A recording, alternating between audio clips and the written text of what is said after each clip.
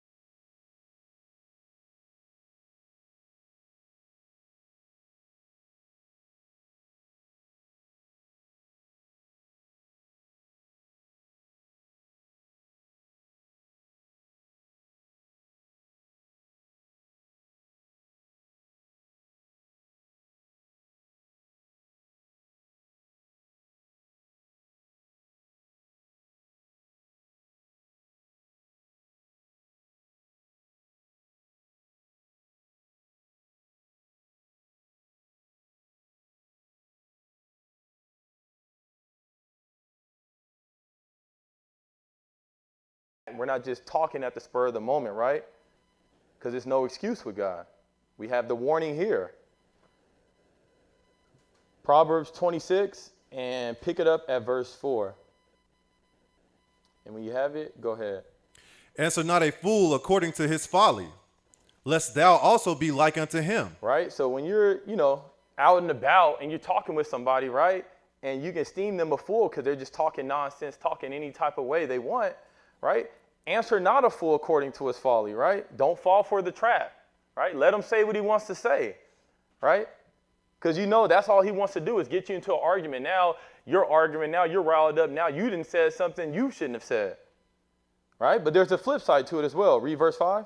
Answer a fool according to his folly, lest he be wise in his own conceit. Right? So there's a time and place for everything, right? So if you're out and about, you're not going to just let a fool just run his mouth and say, contradict things and crazy stuff, and you're just sitting there, right? Because if you're sitting there in peace, now you're somewhat co-signing it, right? So you either remove yourself, right? But if a fool's in your presence and he's talking God, you want to pick and choose your battles, right? But if he's talking nonsense about the Bible or, something that's very important, then it's okay to step up, right? It says, answer a fool according to his folly, right? Because if you don't say anything, then he's going to think he's wise in his own conceit, right? And people around, right? If I claim to be a servant of God and I'm around people in the world and somebody's talking about the Bible or saying something else and they see me being quiet, they're going to think he's talking wisdom, right? Because I'm not saying nothing, right? So there's a time and place for everything. Just like when Jesus, when he's around the Pharisees and the Sadducees, there was a time for him to speak up and call them out, hypocrites, right? And tell them what they're doing is wrong because there's always a multitude around them listening, right? Let's keep moving. We're going to go over to Matthew 12.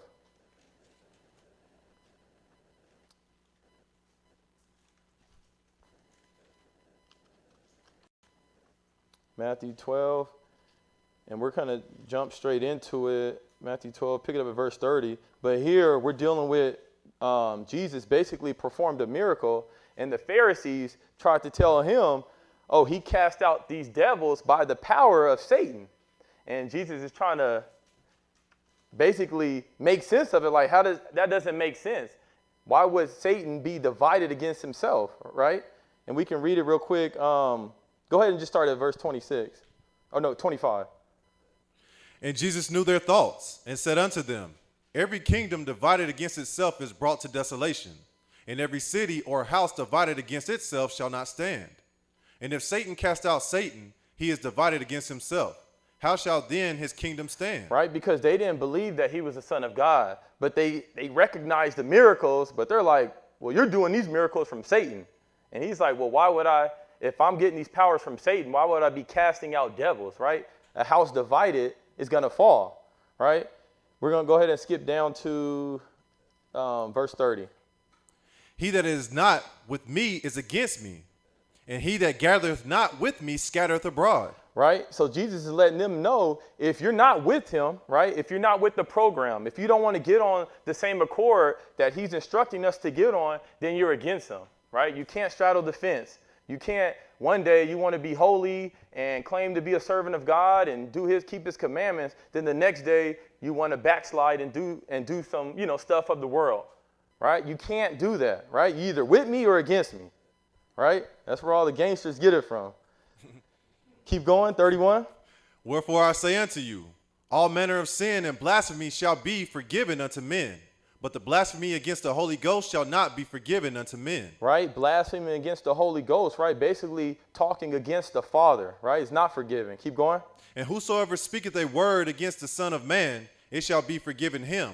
But whosoever speaketh against the Holy Ghost, it shall not be forgiven him, neither in this world, neither in the world to come. Keep going. Either make the tree good and his fruit good, or else make the tree corrupt and his fruit corrupt. For the tree is known by his fruit. Right, so all of us, right? Our bodies, our trees, right? We're known by our fruit. It's either good or bad, right? There is no in between. So we need to make up our minds what we want to do, right? Otherwise, we're wasting our time, right? We're just playing church, like people like to say, right? You're either going to be good, right, have good fruits, and the way you talk, all your actions are going to show. Right? Or just be bad. Don't even waste your time. Right? Because God's not falling for it. 34. O generation of vipers, how can ye, being evil, speak good things? Right? They can't. He's calling them out. Go ahead. For out of the abundance of the heart, the mouth speaketh. Right? So the mouth is going to speak, right, what your mind is thinking. Right? But a lot of times we can stop that, right? Sometimes it's out of our control. We'll think something crazy, right? But cut it, stop it, right? End it there, right? Don't let all that start coming out. Right? Backsliding, going back to stuff you used to do in the world, right? Because the minute you're around certain people, right, you start thinking it, right? They start talking it, then you start thinking it. Next you know, you're caught up in the conversation. Next you know, you're doing those things again. Keep going. 35. A good man out of the good treasure of the heart bringeth forth good things, and an evil man out of the evil treasure bringeth forth evil things. Right? Even if it's just some evil, the Lord looks at you as evil. Right? That's why we got to, realize these things, realize the things we're saying, and change. We all woke up today, right? It's all praises that we're here. We have another opportunity to get ourselves in line. Man, I was tripping, man. Last week I said something. All right, I apologize, Lord, right? Have mercy on me, right? Let's start getting on track, right? If you're alive today, Lord had mercy on you to wake you up. It's time to get yourself in order. Keep going. 36. But I say unto you, that every idle word that men shall speak, they shall give account thereof in the day of judgment. Right, read that again. But I say unto you, that every idle word that men shall speak, they shall give account thereof in the day of judgment. Right, and that's why the tongue is an unruly evil, because every word we speak, right, whether good or evil, we have to give account. We have to give account of that, right, in the day of judgment. Right, so anytime you say something, right, that's written down on your permanent record that you can't erase. So that's why you got to be smart every time you open up your mouth, because God has that written down and you got to account for that. And there's some things that's crazy, right? How you going to talk your way out of that, right? But everything we say, every idle word that men shall speak, every single idle word men shall speak, they shall give account thereof in the day of judgment, right? We all know we're going to have that day of judgment, right? So stop putting words in there that you don't want to have to account for. 37. For by thy words thou shalt be justified, and by thy words thou shalt be condemned. Right? So we're not reading nothing about the Sabbath here, feast days. No, we're just talking about words, right? For by thy words thou shalt be justified, and by thy words thou shalt be condemned, right? So your own words can condemn you, and that's a scary thing. That's why we really have to be on guard and be mindful of everything we say. Everything we say, because that's the last thing we want to do is all this for naught, right? All the good works and stuff, but you couldn't control your tongue, and you got condemned off that, right? Let's keep moving. We'll go to Proverbs 6? Yeah, Proverbs 6. So now we're going to switch gears and take a look at, one of the methods our tongues can get us into trouble, which is by lying. All right, so we use our tongues for a lot of different things. And a major one, starting as kids, right? Lying.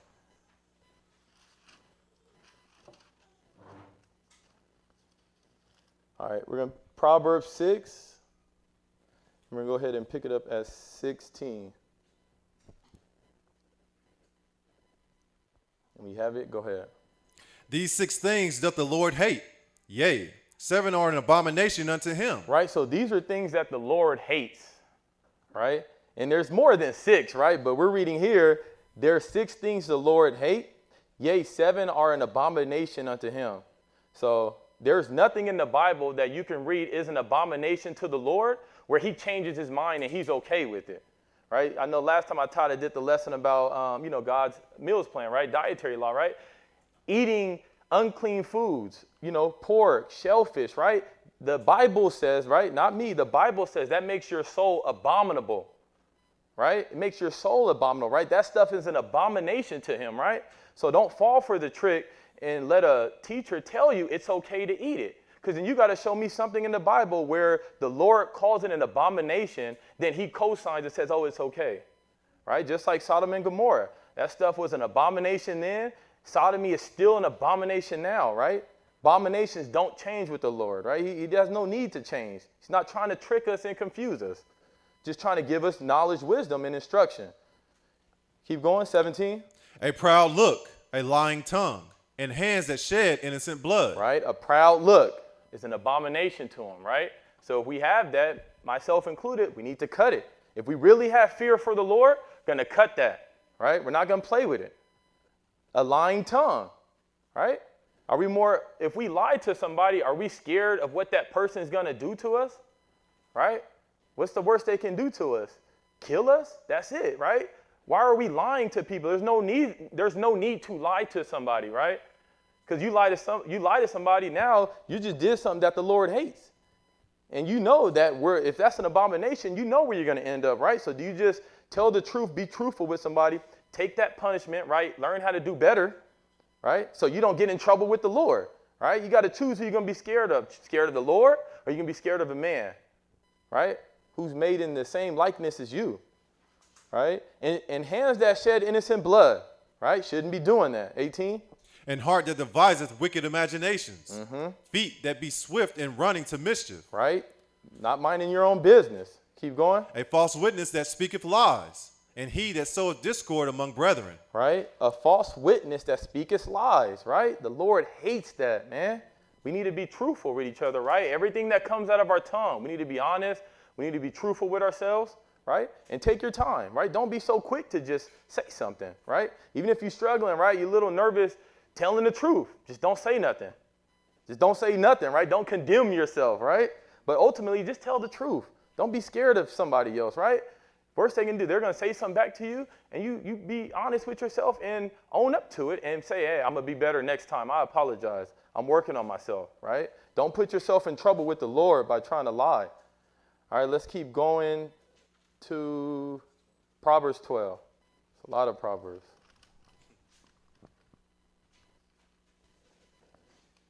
Right? Also says sowing discord among the brethren. Shouldn't be doing that.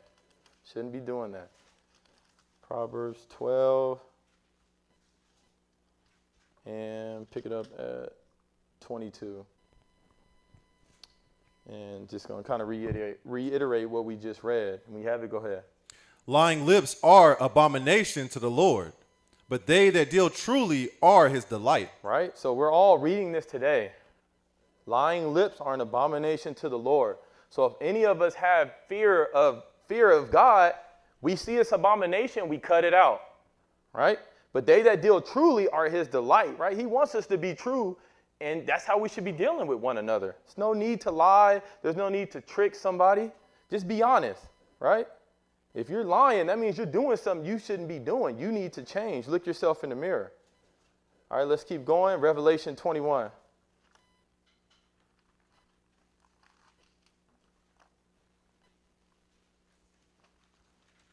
All right, and this lesson isn't, to make anyone feel bad, not to make myself feel bad, right? Because I'm reading it as well, like, man, I got to get better. But it's just for us to wake up, right? We can't just get lax. Our teacher says salvation is the hardest thing for a man to get. And that's why we have to stay on guard all the time, right? There's so many things, it's not that hard, but it's a lot of stuff we have to stay on guard with when it comes to the Bible, right? Because every day we're out there with the rest of the world who doesn't serve God, right? They don't care, right? So it's so easy to fall into the traps and become just like them. Revelation 21. And a second, verse 7. And when you have it, go ahead. He that overcometh shall inherit all things, and I will be his God, and he shall be my son. Right? So it's not guaranteed, right? Even when you get baptized, right, and come into this walk, it's not guaranteed that you're going to make it, right? We read, he that overcometh. So there's a lot of trials, tribulations that you have to get by, right? A lot of people think, once you're saved, they get baptized, oh, I'm saved. I was saved 10 years ago, right? But it doesn't work like that with God. Because look at Judas, right? He was a disciple. He was baptized. He walked with God until he transgressed, right? He's not making it, right? He didn't overcome. So don't think just because you get baptized and you've been, going to church and stuff like that, that you're good, right? Because you can let your tongue get loose and fall right into mischief. Keep going, verse 8. But the fearful and unbelieving and the abominable and murderers and whoremongers and sorcerers and idolaters and all liars shall have their part in the lake which burneth with fire and brimstone, which is the second death. Right, so we see that, right? The fearful, right? The unbelieving, all those people that don't really know. I think there's a God, but I don't know, man. I don't know, right? The unbelieving, we know where they're going, right? The abominable, right? All the people that are doing abominations of the Lord, right? Eating unclean, right? And being proud of it. No, I can eat this and just eat it right in your face, right? Murderers, whoremongers, sorcerers, right? And idolaters, right? All types of idolatry, right? Talked about that in previous lessons, right? Christmas, Easter, all that stuff. Yeah, it seems harmless, right? It's fun for the kids, right? I get it. Right? But it doesn't please the Lord. And that's what we got to be about. Everything we do, our actions, everything we say should be trying to please the Lord. If something doesn't please him, we need to remove it, right? We shouldn't say it, right? And what I wanted to get to, all liars, right? So we're dealing with liars right now, right? So we're talking about all liars, right? Everybody in this verse shall have their part in the lake which burneth with fire and brimstone, which is the second death. Right? This is the lake of fire. This is what we all should be trying to avoid. We shouldn't be scared about dying here in the flesh because we know that everyone here, if we're not here when Christ returns, we're all going to die, right? That's the curse, right? We shouldn't be scared of that, right? But we should be worried about that second death. There's no escaping that, right? That judgment day. That's what we want to avoid because we know that's everlasting fire. All right, let's keep moving. Let's go to James 1.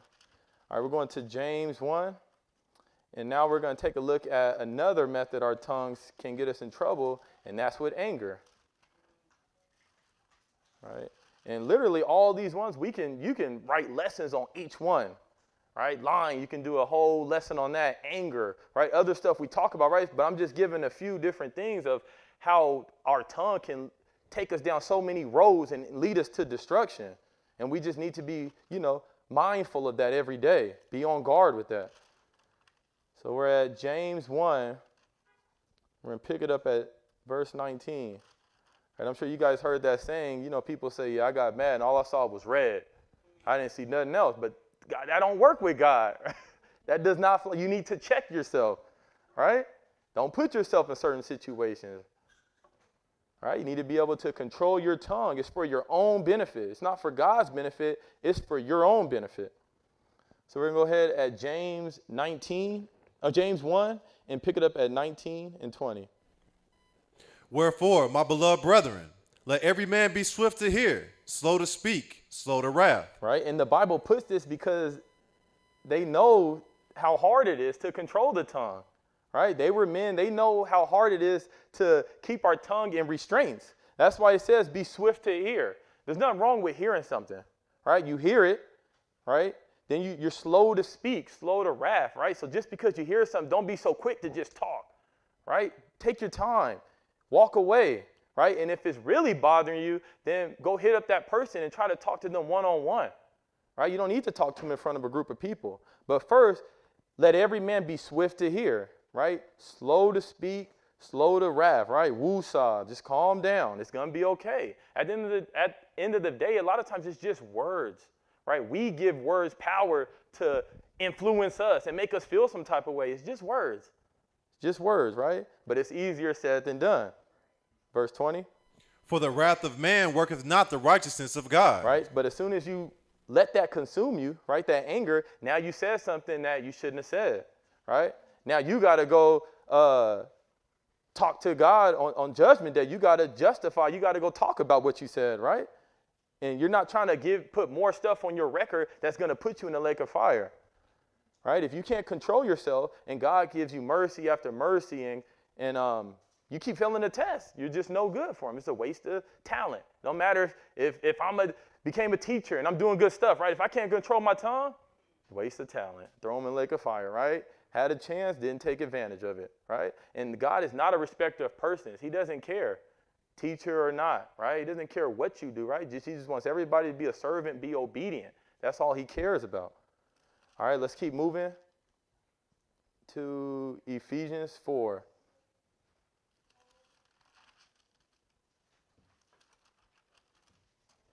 Shall you ever turn on the air? Start to sweat, man.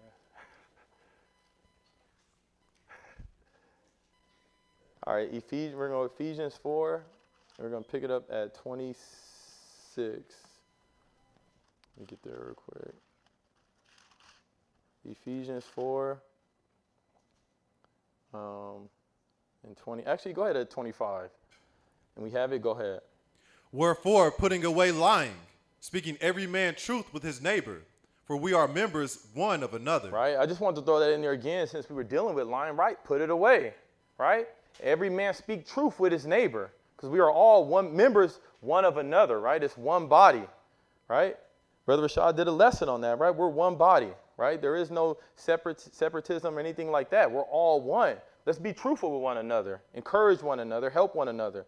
Keep going. 26. Be ye angry and sin not. Let not the sun go down upon your wrath. Right? So it's easier said than done, right? We can read it all day long, but how many of us are applying that?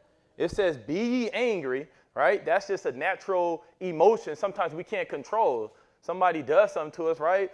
We're sitting there in the parking lot and somebody hits our car, like, the heck, right? But you can be angry, right? But don't sin, right? Don't let your mouth sin.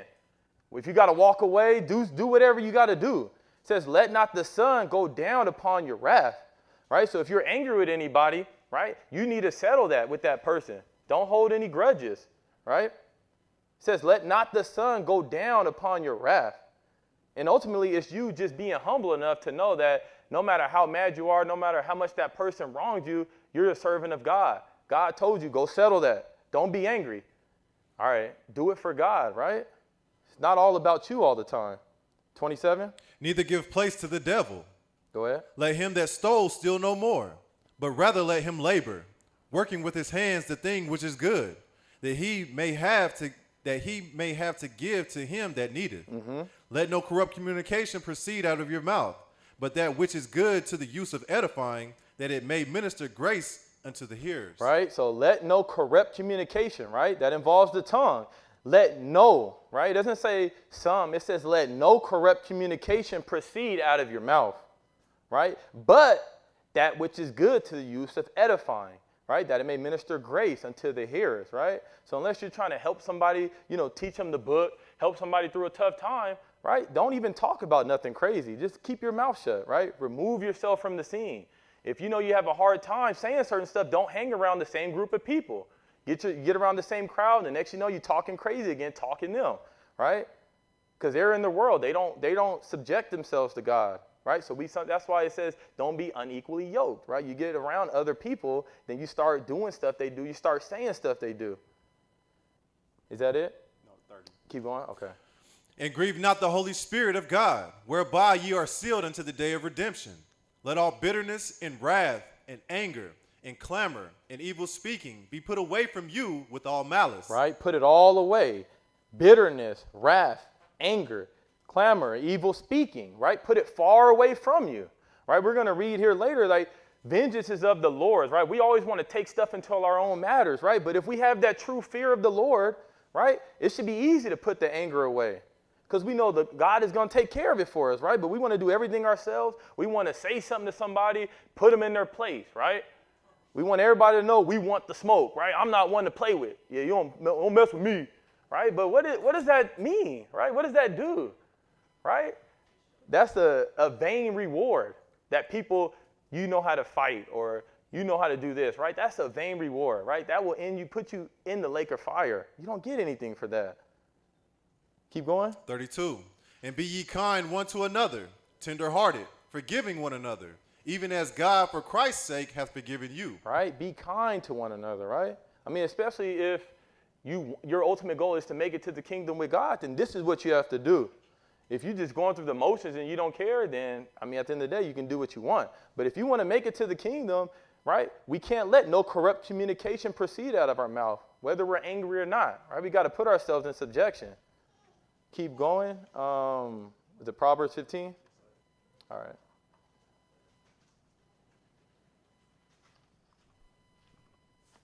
All right, Proverbs 15, and we'll see how we can help differ that anger or wrath that we may have sometimes, or defer it, I should say. Proverbs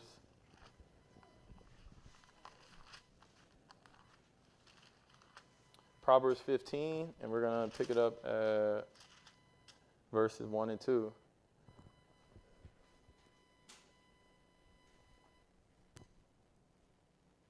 And we have it, go ahead.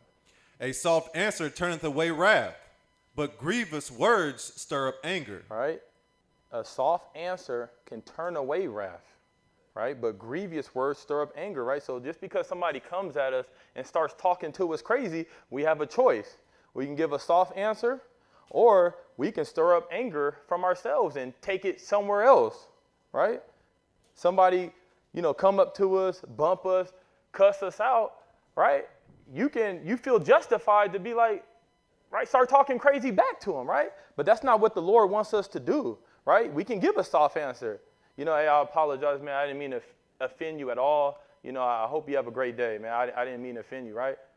But some people may seem that as like you're a punk. Oh, man, you scary, man. But I'm going to be like, yeah, I am. I'm scared of the Lord. That's what we need to be scared of, right? I'm not scared of you guys, right? I'm scared of the Lord, right? So that way I'm going to control my tongue, right? And not answer how we want to answer, right? Because we have that fear of the Lord, right? Keep going. Verse 2. The tongue of the wise uses knowledge aright, but the mouth of fools poureth out foolishness. All right, let's keep moving. Mark 9. And we'll see why you can have peace, right, with giving up that wrath to the Lord.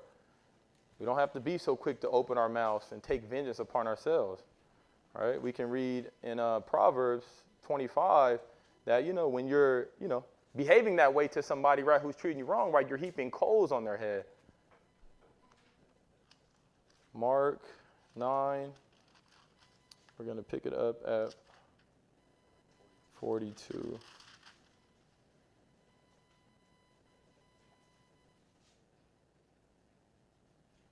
Mark 9 and verse 42, and when you have it, go ahead.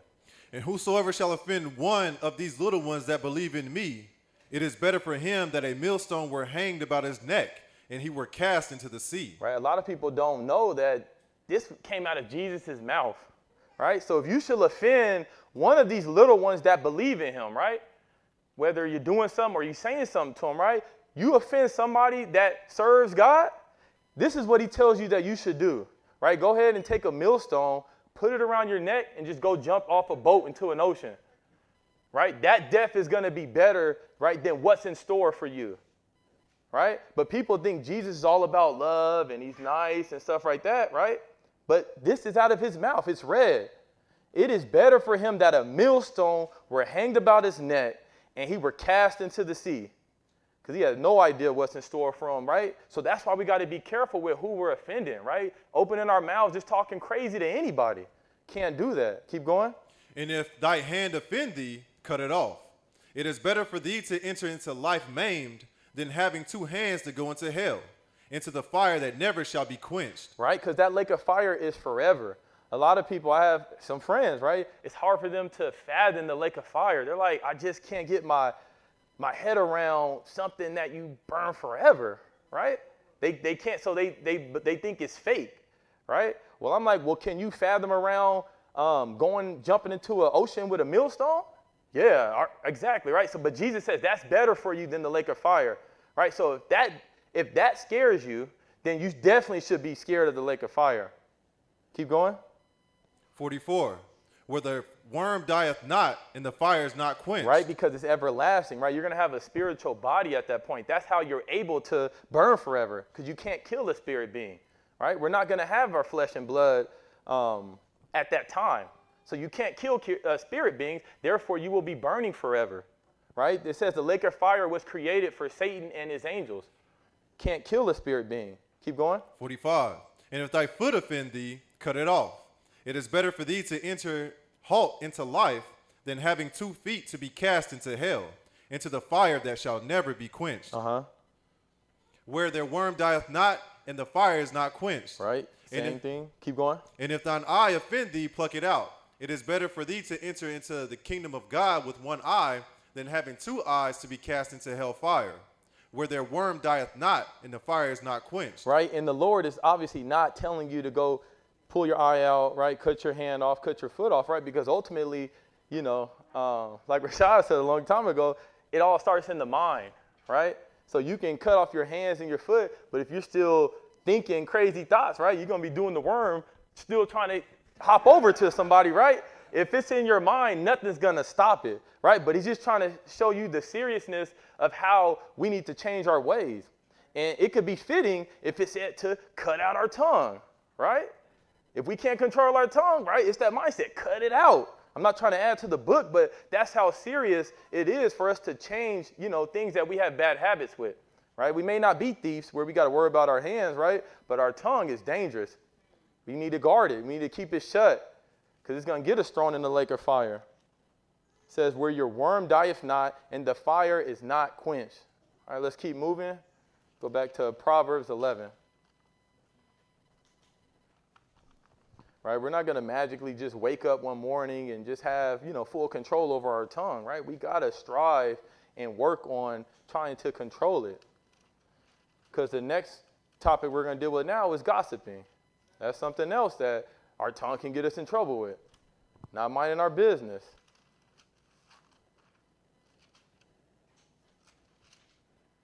Right? And it's one thing to, you know, confide in somebody, right? You tell, hey, man, this is happening between me and such, man, and I'm trying to deal with it, and I don't know how to do it because he's doing this, man, I'm going crazy, right? Somebody comes to you and confide into him, right? You help them, right? Get to that situation. But once they tell you, it's done. You shouldn't be going somewhere else involving somebody that has nothing to do with the situation, right? Lord does not like that because that ends up just causing more trouble, more confusion, makes problems even worse. Proverbs 11 and 13, right? Because you might not even be an angry person, right? You might not be angry. You might not be jealous, right? Have no pride. You can be happy as all ever, right? But you got a problem with gossiping. You can't control that. You just love the entertainment. You love the drama, right? That can get you cut off with the Lord. So Proverbs 11, and pick it up at 11 and verse 13. Right? Go ahead. A talebearer revealeth secrets, But he that is of a faithful spirit concealeth the matter. Right? Same thing we just talked about. A talebearer, right? Gossiper, right? Revealeth secrets, right? Revealeth stuff that they shouldn't be telling people. But he that is of a faithful spirit conceals the matter, right? You want people to know that they can confide in you, they can come to you, and you can help them get through their problems, right? And you're not going to put their business out on Front Street, right? That's huge. Let's keep going. Let's go to Proverbs 26. A lot of Proverbs. A lot of wisdom in Proverbs for sure. Proverbs 26, and we'll pick it up at verse 20. When you have it, go ahead. Where no wood is, there the fire goeth out. Right? Simple, right? If you don't have no wood, right, no fuel for the fire, it's going to go out. Keep going. So where there is no talebearer, the strife ceaseth. Right? Because like we said, a lot of times strifes and arguments, they keep going because there's somebody in the mix just starting stuff, man. You know, so-and-so said that. Man, I don't know how you can take it, man. You stronger than me, because if they say that to me, whew, right? And just edging people on, making stuff worse, right? You have no business dealing with that. Did we finish that up? 22. Go ahead. The words of a talebearer are as wounds, and they go down into the innermost parts of the belly. Right? It hurts. Keep going. Let's skip over to 2 Thessalonians. 2 Thessalonians chapter 3.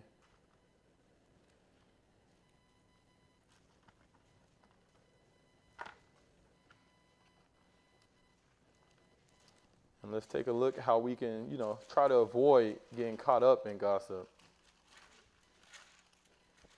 Being a talebearer. 2 Thessalonians 3, and we're going to pick it up at verse 11. And when you have it, go ahead. For we hear that there are some which walk among you disorderly, working not at all, but are busybodies. Right? So all these busybodies, we find out that they're not working, right? They're not working, and it's not saying you got to go have a 9 to 5, right? There's some women in church, my wife, right? They stay at home, right? But they're teaching my kids, right? So they're teachers, right? But they're still busy. So it's not saying you got to have a 9 to 5, that type of job, but you can still have work lined out where you're busy, right? Keeping yourself busy. Because once you're just sitting around watching TV all day, right? Being a busybody, next thing you know, you want to start calling somebody up. Just want to entertain yourself, right? We shouldn't be doing that, right? Keep ourselves busy, right? Find something to do. Right. Verse 12. Now them that are such, we command and exhort by our Lord Jesus Christ, that with quietness they work and eat their own bread. Right? So Bible's telling you work and eat your own bread, right? Mind your own business, right? Don't deal with nobody else, right? Everybody should have enough problems on their own to even want to get entangled with somebody else, right? Worry about yourself. Fix your own issues and your own problems, right? Let's keep moving. Let's go to James 5.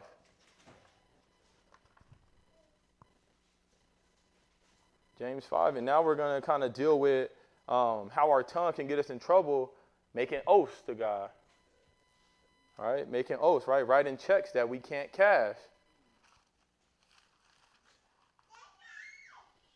So, back in the day, we've all been there before, right? Especially before we're in the truth. Like, man, God, if you can please get me out of this situation, I swear I'm going to start going to church. I'm going to start reading the Bible, right? And then, right, we saying all this stuff, right? God gets us through that situation, and we're back doing the same thing again, right? Not even thinking about God, not even thinking about going to class, not thinking about picking up a Bible, right? But we're making these promises, and we're not keeping them. That can get us in trouble. James 5 and 12. Is that it? Yeah, James 5 and 12. When you have it, go ahead. But above all things, my brethren, swear not, neither by heaven, neither by the earth, neither by any other oath, but let your yea be yea, and your nay, nay, lest ye fall into condemnation. Right, so keep it simple, right? Keep it simple. Keep your yea, yeas, and your nay, nay, right? Anything more than that comes evil. We're going to read that, right? Lest ye fall into condemnation, right? There's no need to swear above all, right? Above all things, my brethren, swear not, right? Neither by heaven, neither by the earth, neither by any other oath, right? There's no need to swear at all, right? Hey, if it's the Lord wills, right, it'll happen, right? To get you out of a situation, Lord willing, I hope your plan is to get me out of this. If not, I'm going to have to go through it, right? Take what comes. Keep going to the next one. Matthew 5. Just going to try to touch on something similar. Keep our communication yay, yay, and nay, nay. Keep it simple. Matthew 5, and pick it up at 33. And when you have it, go ahead. Again, ye have heard that it hath been said by them of old time, thou shalt not forswear thyself, but shalt perform unto the Lord thine oaths. But I say unto you, swear not at all, neither by heaven, for it is God's throne. Right? So we shouldn't even be swearing at all because it's not even ours, right? Neither by heaven, for it is God's throne, right? So he's saying swear not at all. Just don't even do it. Keep going. Nor by the earth, for it is his footstool. Neither by Jerusalem, for it is the city of the great king. Mm-hmm. Neither shalt thou swear by thy head, because thou canst not make one hair white or black. Right? We don't even have control of our own bodies, right? We didn't make ourselves, right? Who are we? Keep going. But let your communication be yea, yea, nay, nay. For whatsoever is more than these cometh of evil. Right? You get to talking, like I said, writing checks you can't cash, right? Saying you're going to do stuff and you don't come through on it, right? Oaths are huge to the Lord, right? That's why it's not, don't open your mouth, right? Tell somebody, if Lord will, I'll be there. That's how we should be moving. Keep it simple. And this is in red again. This is Jesus telling us. Let's go over to Psalms 12.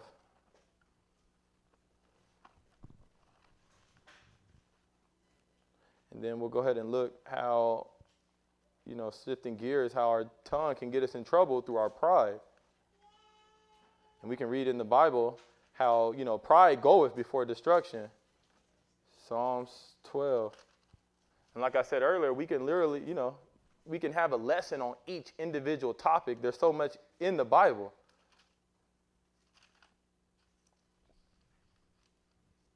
Psalms 12.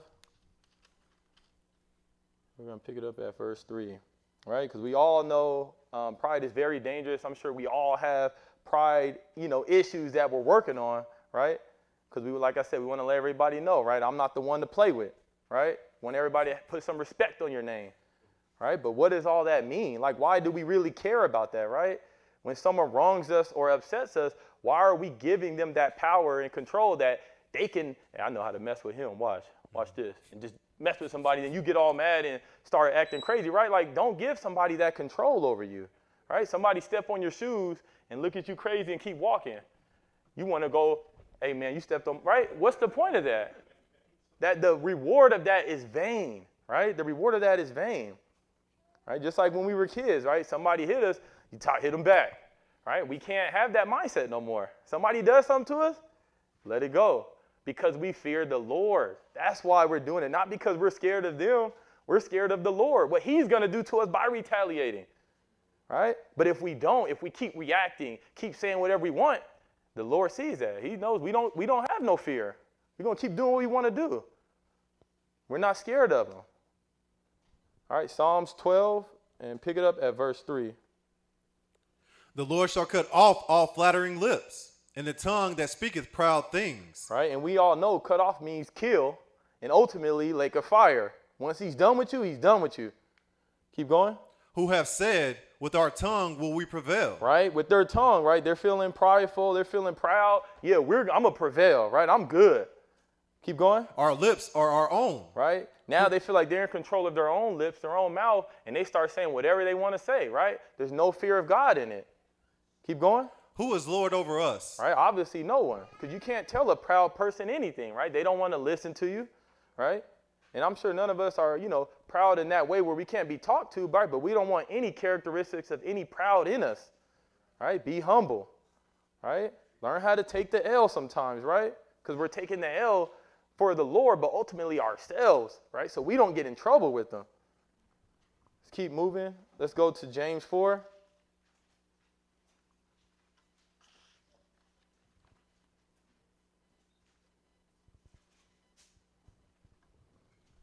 James 4, and we're going to pick it up at verse 10.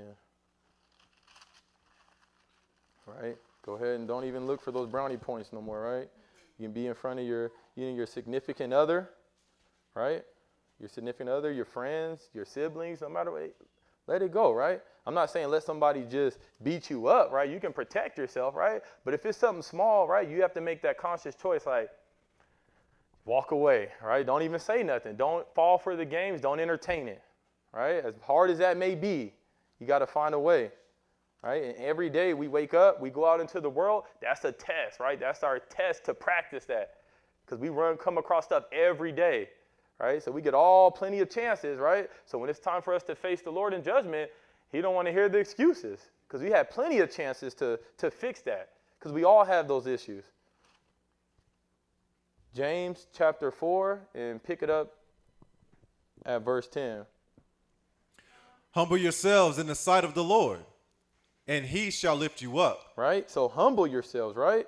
That's the way to just overcome being proud. Just humble yourself, right? Don't think you're anything special, right? Don't think you're anything special, right? No matter what type of position you're in, type of authority you have, you're nothing special, right? Everybody was made in the likeness of God, right? Don't think you're better than anybody else. Don't think somebody who's, homeless or something like that can't, have a conversation, right? You're better than them. You don't want to deal with them, right? Got to get rid of that proud. Anything dealing with proud, we got to get that out of ourselves, right? Shouldn't be talking anything like that. Let's keep moving to Job chapter 2. Job 1.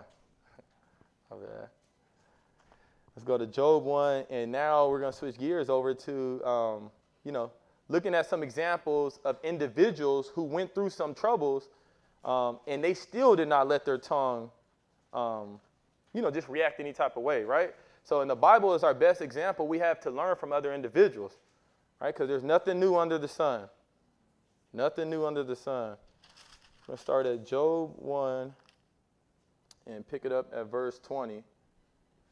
And like I say, a lot of people throw Job into the lessons, but it's just fitting because he's the example we all should be striving to be after, right? So we're going to jump in it at verse 20, but just to give the backstory on Job, right? God deemed Job a perfect and upright man, one that feared God and eschewed evil, right? So he was doing everything he needed to do, right? Wasn't talking crazy, keeping God's commandments, right? And then, Satan speaking with God, right? And he basically said the only reason Job serves you is because you got this hedge of protection around him, right? You keep him safe, right? You keep him safe. You blessed him, right, with riches, right? Who wouldn't serve you? That's a no-brainer, right? But God allowed Satan to test Job, right? If we read it, Satan can't do it on his own. So anytime we're going through troubles, right, going through hardships, we got to realize that God allowed that to happen. Satan can't move on his own. He couldn't touch Job until God allowed him, right? Touch anything he has, just don't touch his body, right? And he took away all his riches, all his kids were killed, right? He lost everything. And that's the perfect time for any of us, right? We lose anything, we ready to just, woe is me, and just give up, right? Start questioning God, right? But let's see what Job did. Start in verse 20. And when you have it, go ahead. Then Job arose and rent his mantle and shaved his head and fell down upon the ground and worshiped. Right? He worshiped. When we're going through tough times, right? Are we worshiping? Right? That's the things that should be coming out of our mouths, right? Those are the words our tongue should be speaking when we're going through tough times, right? We should be worshiping God, praising him. Keep going. And said, naked came I out of my mother's womb, and naked shall I return thither. The Lord gave, and the Lord hath taken away. Blessed be the name of the Lord. Right? That's amazing, right? Those are the words that came out of his mouth, right? He could have said anything, but he chose to use it in righteousness. Blessed be the name of the Lord, right? He didn't give himself that stuff, right? The Lord gave him everything, right? So it's only right if the Lord wants to take it back, he can. Who were we? We're not nobody, right? It wasn't no pride in him at all, right? Naked came I out of my mother's womb. I didn't have nothing when I came here. So it's only fitting if I don't have nothing when I go back, right? The Lord gave and the Lord taketh away, right? 22. In all this, Job sinned not, nor charged God foolishly. Right? He didn't sin, right? Charged God foolishly, right? He didn't talk no nonsense, right? His mind was still in check, right? He kept his tongue in check, right? Even though he was going through rough times, it didn't matter, right? We've all have our lows, right? But it's still not an excuse. Still got to keep your tongue in check. Let's skip over to chapter 2, and we're going to start at verse 7. Job 2 and verse 7, because we're going to see that, right? Satan thought touching everything he had would get him to curse God, right? Get him to say something he shouldn't have said. It didn't work, right? So Satan went back to God, right? And God allowed him to be able to, basically harm him physically, just he couldn't kill him. But again, he had to get God's permission, right? So any ailments we go through, right? Any ailments, anything we go through, right? God allowed that, right? Just praise God on it, right? Don't let your faith waver, right? Don't start talking nonsense, right? Keep your integrity. Hold it fast. If it's your time, it's your time. At least you die with your integrity, right? Don't let nobody take your crown away, right? Start talking crazy. We all have a time, right? But don't sell out for it. Go ahead and pick it up at verse 7. So went Satan forth from the presence of the Lord, and smote Job with sore boils from the sole of his foot unto his crown. And he took him a potsherd to scrape himself withal, and he sat down among the ashes. Then said his wife unto him, Dost thou still retain thine integrity? Curse God and die. Right? So this is his wife, right? They're one together. His wife saying, like, we lost everything, and look how you look. You should just curse God and die, right? Just read it. A lot of us probably would be upset. Why me? Verse 10. But he said unto her, Thou speakest as one of the foolish women speaketh.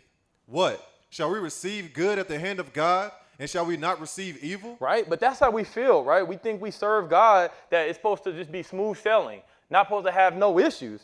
And Job had to put her in check. You speak as one as the foolish woman speaketh, right?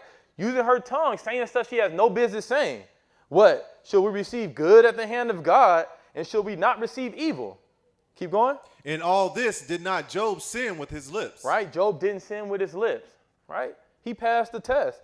And he didn't even know it was a test going on, right?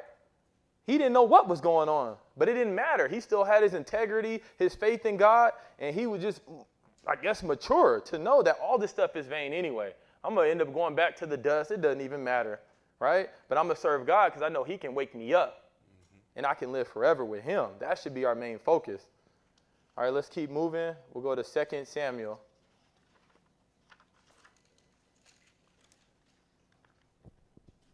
Second Samuel, chapter 16. All right, because there's times where, we go through stuff and we haven't done anything, right? We can be in a good mood, right? And then someone start just coming at us with craziness, right? We still got to control ourselves. That's not no justification or reason. Be like, yeah, God, he was talking to me crazy, so that's why I said it back. No, you control what you say. That's all we can do is control ourselves. 2 Samuel, and we're going to pick it up at verse 16. Oh, chapter 16, verse 11. So reader's important, man. Keep me in order. Mine's all over the place. All right, 2 Samuel, chapter 16, and go ahead at verse 11. And David said to Abishai, and to all his servants, Behold, my son, which came forth of my bowels, seeketh my life. How much more now may this Benjamite do it? Actually, hold on. We're going to skip up to, hold on. Yeah, let's start at verse 5. And when King David came to Bahurim, behold, thence came out a man of the family of the house of Saul, whose name was Shimei, the son of Gera. He came forth and cursed still as he came. Right, so this guy came out and he's cursing. Keep going. And he cast stones at David and at all the servants of King David. And all the people and all the mighty men were on his right hand and on his left. Right, so David's walking out, right, with all his mighty men. We know what time David was on, right? He was a mighty warrior, and he had people with him who were with the business as well, right? And you have this guy, Shimei, who says he cast stones at David and at all the servants, right? So, all the servants looking at him like, we'll take his head off. Verse 7. And thus says Shimei when he cursed, Come out, thou bloody man, and thou man of Belial. The Lord hath returned upon thee all the blood of the house of Saul, in whose stead thou hast reigned. And the Lord hath delivered the kingdom into the hand of Absalom thy son. And behold, thou art taken in thy mischief, because thou art a bloody man. Right? This dude is tripping because we know David is the Lord's anointed, right? And he's talking to him crazy. Keep going. Then said Abishai, the son of Zeruiah, unto the king, why should this dead dog curse my lord the king? Let me go over, I pray thee, and take off his head. Right? So this is David's servant, like, come on. Why you please let me go, just take his head off. Right? Like it's nothing. Right? Keep going. 10. And the king said, what have I to do with you, ye sons of Zeruiah? So let him curse, because the Lord hath said unto him, curse David. Who shall then say, wherefore hast thou done so? Right? So are we taking that into consideration? Right? When somebody talks crazy to us, right? Same mindset that David had. Let him curse. Right? It says, let him curse, because the Lord hath said unto him, curse David. Right? So when we're getting some affliction, is that coming from the Lord? Who are us to fight that, right? Take vengeance into our own hand. Just take it, right?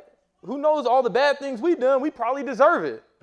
Verse 11. And David said to Abishai and to all his servants, behold, my son, which came forth of my bowels, seeketh my life. How much more now may this Benjamite do it? Let him alone, and let him curse, for the Lord hath bidden him. Right? So we know nobody can do anything without the Lord approving it. Right? So he's basically saying, let him, if he wants to curse, let him. Right? What more can he do to me? It's just words, right? For the Lord hath bidden him. Keep going. 12. It may be that the Lord will look on mine affliction, and that the Lord will requite me good for his cursing this day. Right? That's what we all should be praying for. When we can take some affliction and somebody cursing us out, talking to us crazy, right? We should have that same mindset. It may be that the Lord will look on my affliction, and that the Lord will requite me good for this cursing this day, right? Start getting some brownie points with the Lord. He sees that you can take that, right? You're not just quick to talk off at the mouth. Go ahead, 13. And as David and his men went by the way, Shimei went along on the hill's side over against him, and cursed as he went, and threw stones at him, and cast dust. Right, so we kept cursing and kept throwing stones, right? And David just let him do it, right? How many of us could have been in that position, right? King with killers around you, and just let it ride, right? That's tough. That's the mindset, right? But we got to understand, it's just words. It's just words. They're not going to kill us. Let's keep moving to Matthew 26.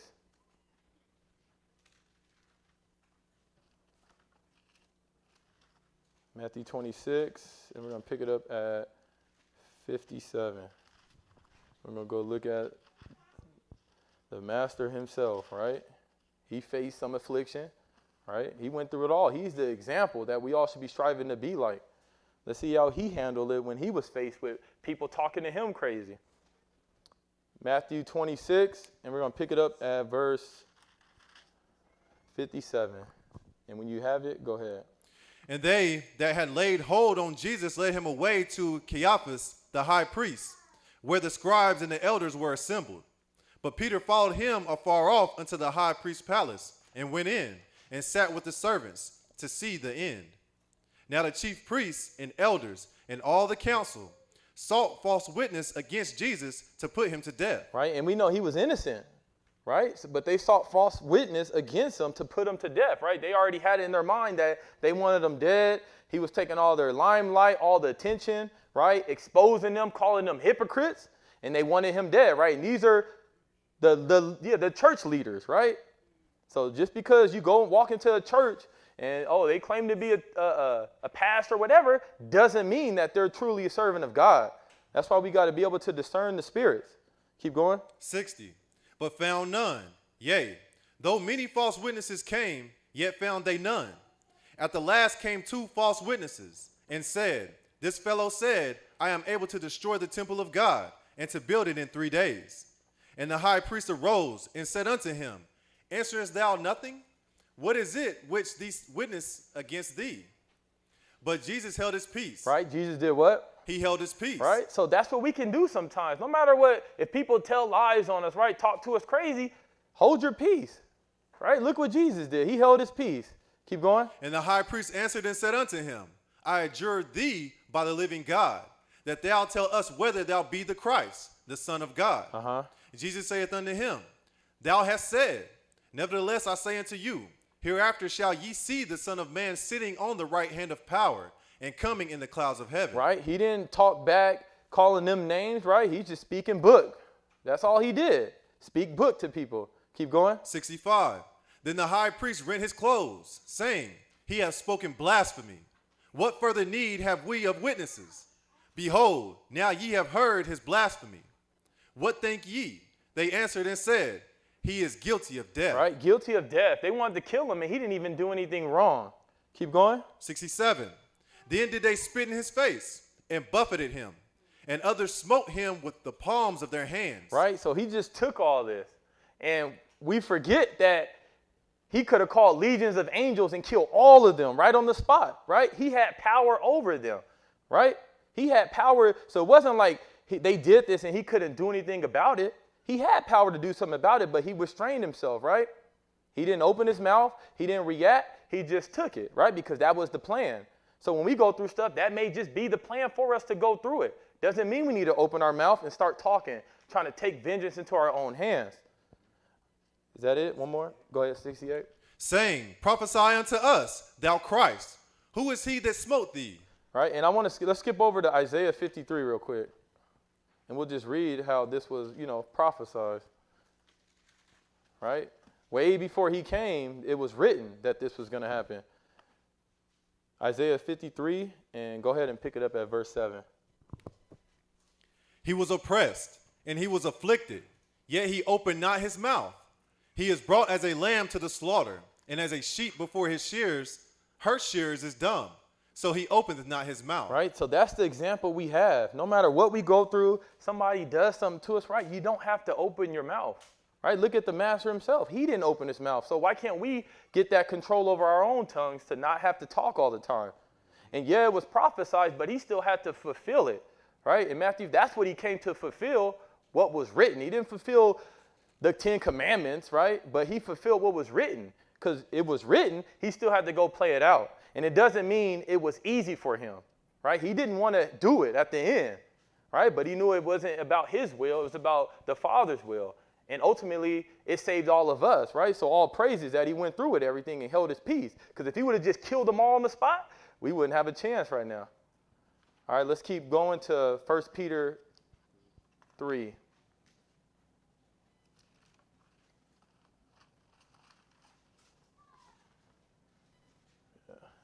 Wrap this thing up. 1 Peter.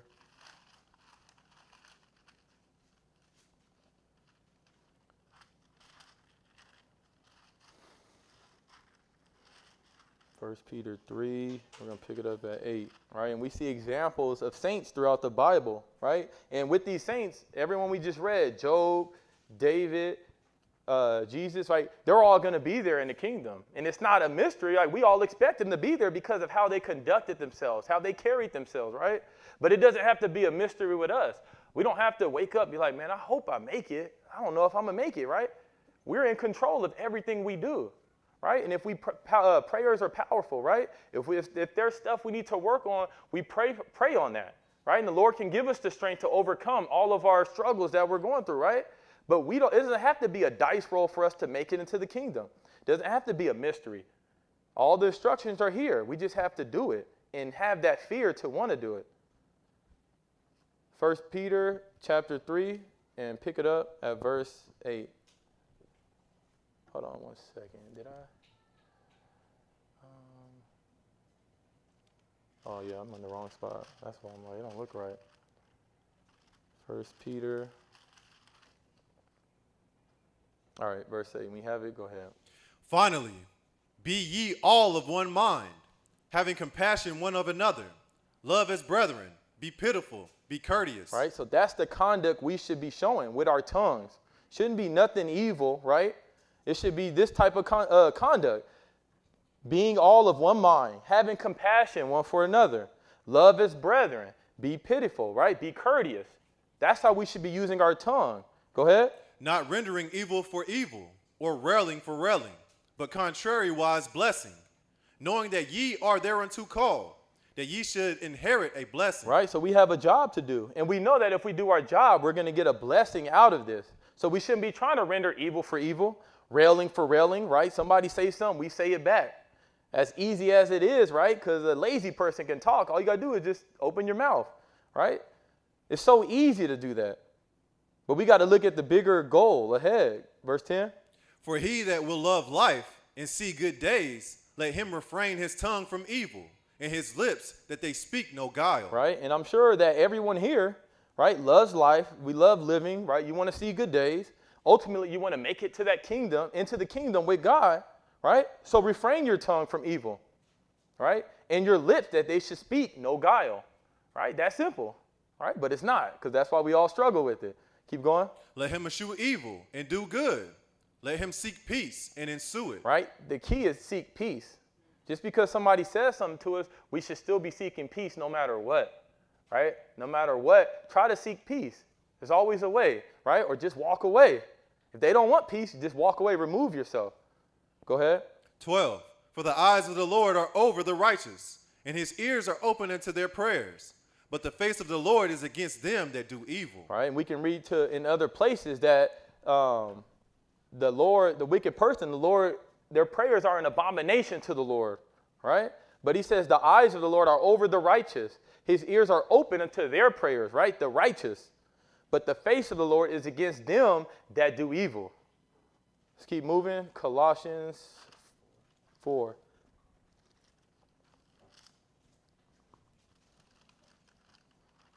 All right, we should count it worthy to be able to suffer something, to please the Lord, right? Either at the end of the day, we're either going to please ourselves or please the Lord, all right? We can't give ourselves everlasting life. So let's all choose to please the Lord in everything we do, everything we say, right? Keep our mouth shut. Control it. Colossians 4, and we're going to pick it up give me 1 second.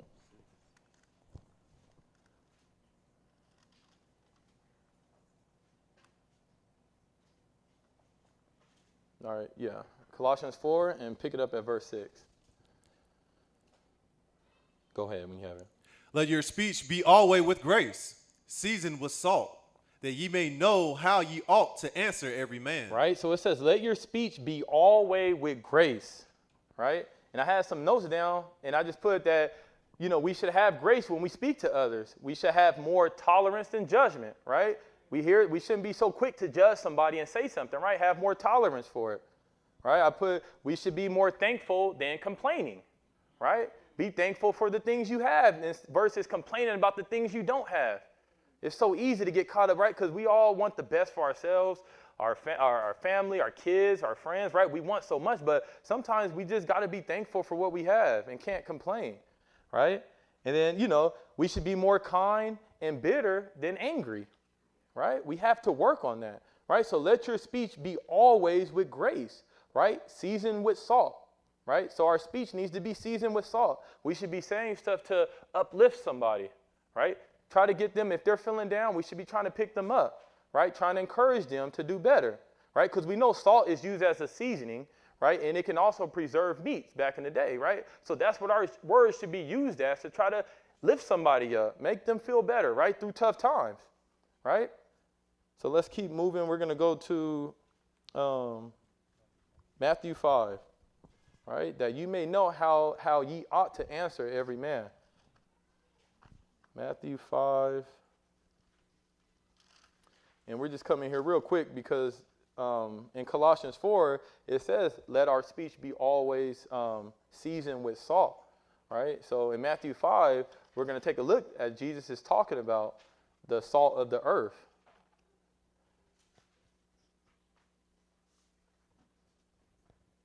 Matthew 5, and pick it up at 13. And we have it, go ahead.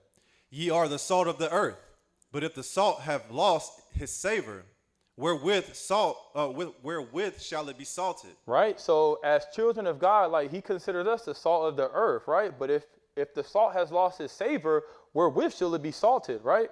So if our speeches should be salty, right? We should be able to lift somebody up, right? But if our speeches doesn't have any salt in it, then it's no good, right? No need for us to even open our tongue, right? Open our mouths and speak with our tongue, right? We should have encouraging words, advice for others, right? That's how we need to be using our tongue in the right way. Keep going. It is thenceforth good for nothing, but to be cast out and to be trodden under foot of men. Right? So if we're supposed to be the salt of the earth, right, but we don't have no fruits to show for it, we're no good for God, right? It is thenceforth good for nothing, but to be cast out, right? Like taking out the trash, right? You know exactly where you're going. I got no use for you. Let's keep moving to the last place, Romans 12. Romans 12. All right, and we read a lot of scripts, you know, in the Bible, you know, instructing us on how to use the tongue, how we shouldn't use the tongue. Warnings of what we'll get if we use it properly, and then what we'll get if we don't use it properly, right? The choice is ours. It's not a trick. It's all individual choice each of us have to make on our own. It's not about your sibling, your friend, your mom, dad. It's on you individually. Control yourself no matter what anybody else is doing. Romans 12. And we're going to pick it up at verse 9. Right? Got to really ask ourselves, do we really fear the Lord? Do we truly fear the Lord? Right? Do we not think that he's not going to deliver on his word, right? And throw us in the lake of fire if we don't get our tongue in check? Because if we keep popping off at the tongue, obviously we don't really have that fear. We don't think he's going to do it, right? Or maybe he may do it, right? But if we truly believe that the Lord would deliver on his word, we'll cut it all out, right? Romans 12, and pick it up at verse 9. We have it? Go ahead. Let love be without dissimulation. Abhor that which is evil. Cleave to that which is good. Right? Let love be without dissimulation, right? Don't be fake, right? Try to have true brotherly love one towards another, right? Abhor that which is evil. Don't even entertain it. Don't play with it, right? Cleave to that which is good. That's what we should be looking for. Go ahead. Be kindly affectioned one to another with brotherly love, in honor, preferring one another. Not slothful in business, fervent in spirit, serving the Lord. Right? Be passionate about this thing, right? Because this is a great reward. Don't get lax. Don't think it's boring, right? We're going through the motion. You should be passionate about this, right? Fervent in spirit, serving the Lord, because we know the reward at the end if we continue and able to overcome everything. Verse 12. Rejoicing in hope, patient in tribulation, continuing instant in prayer. Right? God should be our number one counselor, right? Any issues, pray. Pray to God about it, right? Even if you got issues, instead of talking crazy to somebody, right? Pray to God and try to see if you can talk through it and get through it, right? Find that peace, right? God is open to all of our prayers in here. So that should be our number one counselor to try to get us through our issues. 13. Distributing to the necessity of saints, given to hospitality. Bless them which persecute you. Bless and curse not. Right? That's a tough thing, right? That requires us to bless them, right? With our tongue. Bless them which persecute you. And curse not, right? Bless, curse not, in case you didn't read that right. Keep going. Rejoice with them that do rejoice, and weep with them that weep. Be of the same mind one toward another. Mind not high things, but condescend to men of low estate. Be not wise in your own conceits. Right? It's okay to try to, like I said, have nice things in life, right? But don't let it consume you, right? Don't mind not high things, trying to attain all these big goals and stuff, right? It's going to pull you away from the stuff that truly matters, right? But condescend to men of low estate. Be not wise in your own conceits, right? That's going to get you carried off to somewhere you don't want to go. 17. Recompense to no man evil for evil. Provide things honest in the sight of all men. If it be possible, as much as lieth in you, live peaceably with all men. Dearly beloved, avenge not yourselves, but rather give place unto wrath. For it is written, vengeance is mine. I will repay, saith the Lord. Right? So if we read this, do we truly believe that the Lord is going to take vengeance on our behalf? Dearly beloved, avenge not yourselves. Right? Don't worry about it. Just take the L for now. Right? Give place unto that wrath. For it is written, we can read in other places, vengeance is mine, and I will repay, saith the Lord. Keep going. 20. Therefore, if thine enemy hunger, feed him. If he thirst, give him drink. For in so doing, thou shalt heap coals of fire on his head. Right? Keep going. Be not overcome of evil, but overcome evil with good. Right? And I hope you got some understanding in Jesus' name. Huh? Nah, you crazy.